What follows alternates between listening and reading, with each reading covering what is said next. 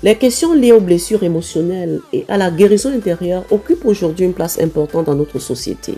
Le mois dernier, dans le premier épisode de notre série intitulée « Des blessures à la restauration, le chemin vers une nouvelle version de soi », et lors de nos échanges en ligne, nous avons découvert que derrière de nombreux blocages, des échecs, des souffrances, des comportements répétitifs, se cachent souvent des blessures intérieures non guéries.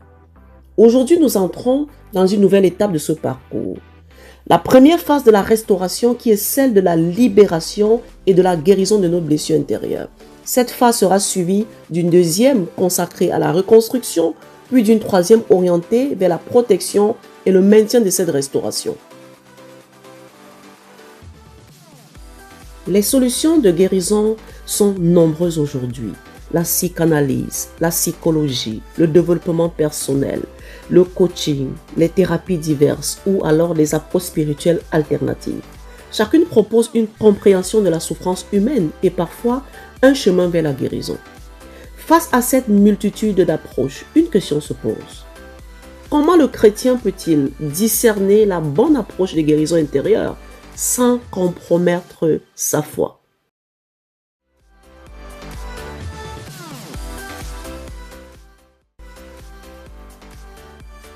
Dans cette nouvelle étape de notre parcours, nous allons examiner certaines des grandes écoles de pensée qui influencent notre société aujourd'hui. Notre objectif n'est ni de rejeter systématiquement, ni de les accepter aveuglement, mais de les analyser à la lumière de la parole de Dieu. Je suis Hermine et je suis heureuse de te retrouver sur la plateforme Femme Lève-toi et Rayonne, un espace dédié à la guérison, à la croissance et à l'épanouissement des femmes dans toutes les dimensions de leur vie. Dans cet épisode, nous allons commencer par explorer l'école psychanalytique à travers deux figures majeures, Sigmund Freud et Carl Gustav Jung. Que peuvent-ils nous apprendre sur les blessures humaines? Que peut retenir le chrétien de leur enseignement? Et quelles sont les limites de leur approche au regard de la foi chrétienne? Installe-toi confortablement, ouvre ton cœur et avançons ensemble dans cette réflexion.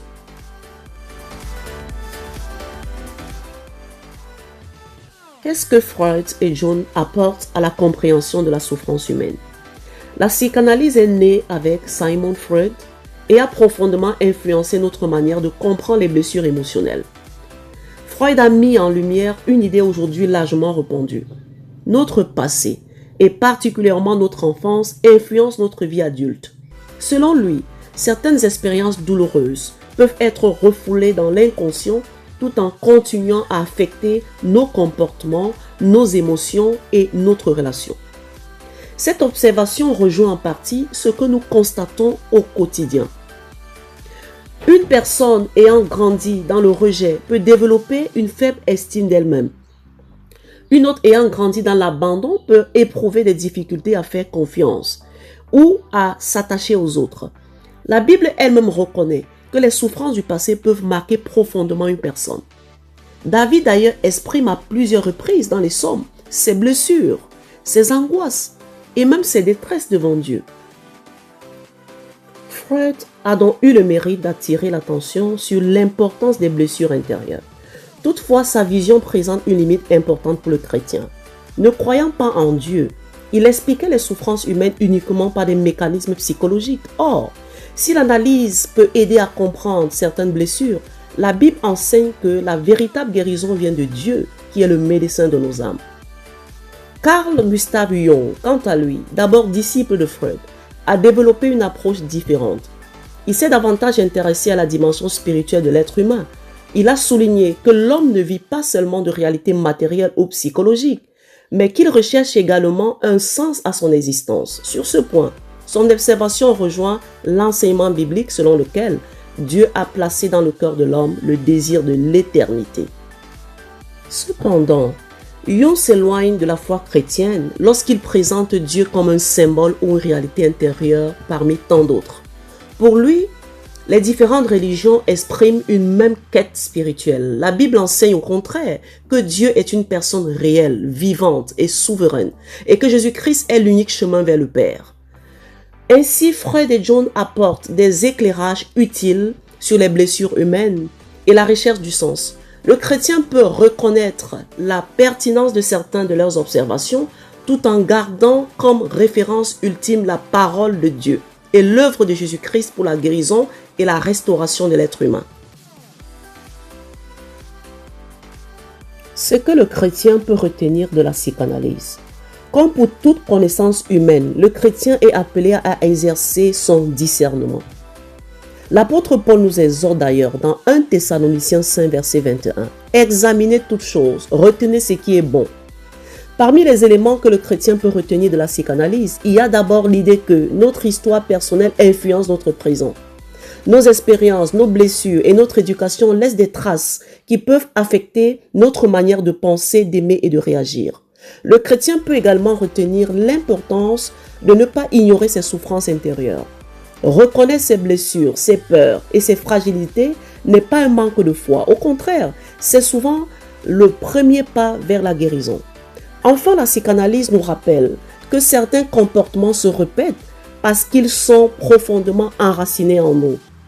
Identifier ces chemins peut nous aider à mieux comprendre et à présenter à Dieu nos souffrances afin qu'il puisse les transformer. Cependant, le chrétien ne peut pas accepter certains fondements de la psychanalyse. D'abord, il ne peut pas croire que la guérison repose uniquement sur une analyse humaine. Comprendre l'origine d'une souffrance est utile, mais comprendre n'est pas guérir. Pour le chrétien, Dieu demeure la source ultime de la restauration intérieure. Ensuite, il ne peut pas adhérer à l'idée que les problèmes humains se résument à des blessures, des conflits psychologiques ou des désirs refoulés. Pour Freud, le problème principal de l'être humain n'est pas le péché. Freud ne croit pas au péché du tout. Pour la foi chrétienne, au contraire, nous avons besoin non seulement de guérir nos blessures, mais aussi du pardon de Dieu pour nos péchés.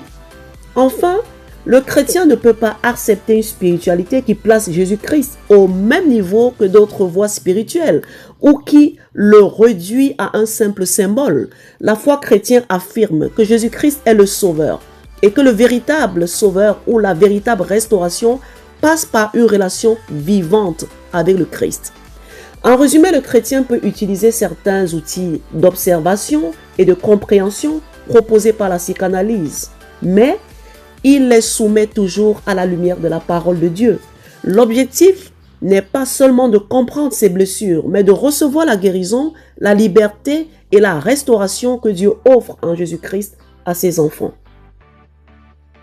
Lorsque nous observons certains comportements qui se répètent dans notre vie, comme une difficulté à refaire confiance, la peur de l'abandon, une colère excessive, le manque de confiance en soi, les difficultés à dire non ou à construire une relation saine, il est important de se poser une question essentielle. D'où viennent ces chemins?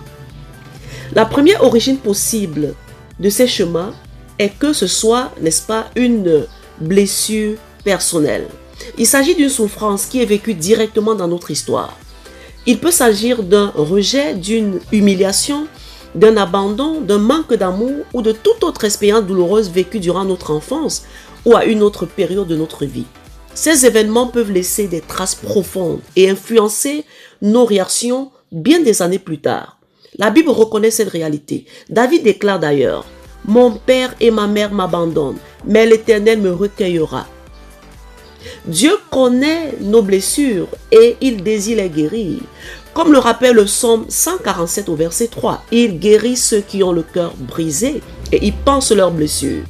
Ici, la guérison implique de remettre nos souffrances à Dieu et lorsque cela est nécessaire, d'entreprendre un chemin de pardon envers ceux qui nous ont blessés.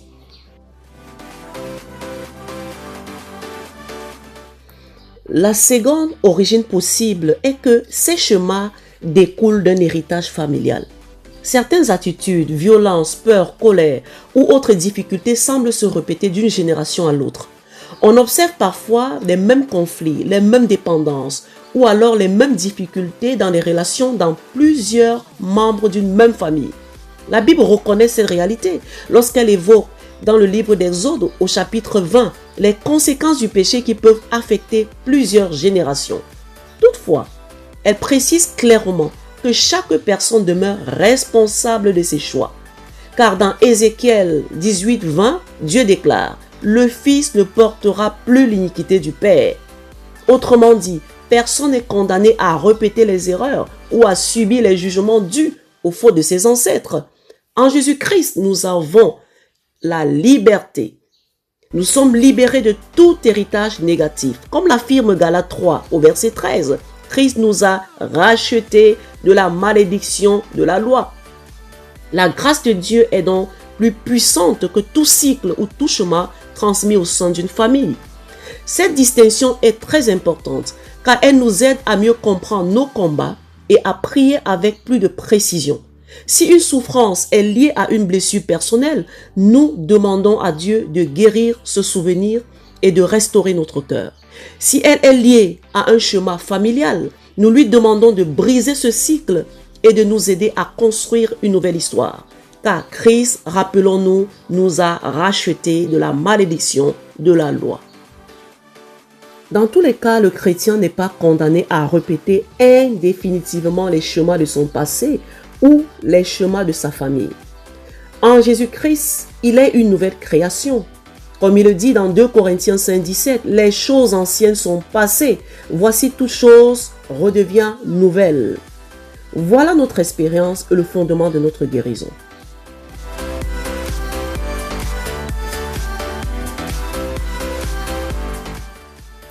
Alors, je te propose à présent un exercice pratique que je veux nommer à la recherche de ses racines. C'est en même temps un temps de prière. Tu vas le faire calmement, n'est-ce pas, cette semaine dans ta chambre. Alors, la première étape, identifie les chemins qui se répètent dans ta vie. Prends une feuille et note 3 comportements, 3 émotions ou alors 3 réactions qui reviennent régulièrement dans ta vie. Par exemple, la colère, les relations difficiles, la peur de l'abandon, la difficulté à dire non, les échecs, l'anxiété, le besoin de tout contrôler, le manque de confiance en soi. En fait, choisis simplement 3 éléments qui te parlent particulièrement. Alors, la deuxième étape consiste à explorer ton histoire personnelle. Pour chacun des éléments que tu as notés plus haut, pose-toi cette question. Ai-je vécu dans mon enfance ou à un moment donné de ma vie, même adulte, un moment qui pourrait expliquer ce comportement ou cette réaction que j'ai au quotidien? Prends le temps de réfléchir, demande à l'Esprit Saint de t'éclairer et prends les notes. La troisième étape, observe ton histoire familiale. Pose-toi ensuite cette deuxième question. Est-ce que ce chemin qui se répète existait déjà chez mes parents, mes grands-parents ou d'autres membres de ma famille? Observe simplement ton histoire familiale. Y a-t-il des comportements, des blessures, des peurs ou des difficultés qui semblent se répéter d'une génération à l'autre? Il ne s'agit pas ici d'accuser qui que ce soit, mais simplement de mieux comprendre certaines réalités qui ont pu influencer ton parcours. La quatrième étape, tu vas accueillir ce que tu ressens. Je suppose que tu fais cet exercice devant la présence de Dieu. Note simplement ce qui te vient à l'esprit. Ne cherche pas à tout comprendre à l'instant. Ne cherche pas à trouver un coupable. L'objectif de cet exercice n'est pas de trouver un responsable, d'accuser qui est responsable de tes blessures, non. Mais de mieux comprendre ton histoire afin de le présenter à Dieu. Car la véritable liberté commence souvent par la vérité. Comme l'a déclaré Jésus lui-même, vous connaîtrez la vérité et la vérité vous rendra libre. Alors, la cinquième étape, tu vas présenter ton histoire au Seigneur. Demande au Saint-Esprit de t'éclairer davantage. Remets au Seigneur ce qui est monté ou alors ce qu'il t'a présenté pendant que tu étais en train de faire l'exercice. Si certaines blessures sont liées à des événements douloureux de ton histoire personnelle, demande-lui de guérir ton cœur, de restaurer ton cœur, de restaurer ce qui a été brisé et de t'aider à pardonner lorsque cela est nécessaire. Mais souviens-toi toujours, il est celui qui guérit ceux qui ont le cœur brisé et qui pensent leurs blessures. La sixième étape, si c'est nécessaire pour toi, c'est de confier à Dieu les chemins de ta famille qui se répètent dans ta famille. Si tu identifies des chemins négatifs qui semblent se répéter dans ta famille de génération en génération, présente-les également au Seigneur. Mais souviens-toi que l'Écriture affirme que le Fils ne portera pas l'iniquité du Père. tu n'es pas condamné à répéter l'histoire de ta famille. Appuie-toi également sur cette promesse de Galates 3, verset 13. Christ nous a rachetés de la malédiction de la loi. Demande au Seigneur de te libérer de tout héritage contraire à sa volonté et de t'aider à construire une nouvelle histoire avec Jésus-Christ.